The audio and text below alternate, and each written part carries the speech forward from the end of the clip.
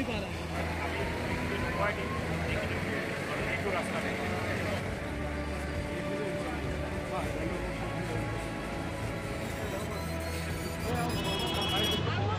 5:51 বজাত আমি এটা খবৰ পাওঁ যে দোলাইগাঁও পাৰ্ট 1ত যোনটো লোৱাৰ আছাম হস্পিটেলৰ ওচৰত জুই লাগিছে আপোনাৰ টায়াৰৰ গোডাউনত।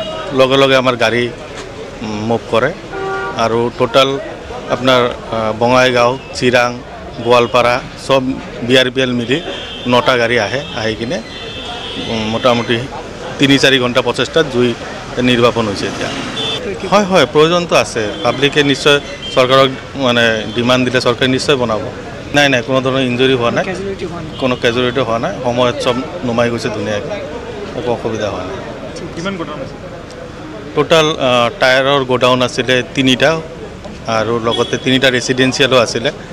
এটা টোটাল 3টা গোডাউন আছিলে, 3টাত 2টা টায়াৰ আছিলে, এটা বিৰিৰ গোডাউন আছিলে আৰু বাকী ৰেচিডেঞ্চিয়েল।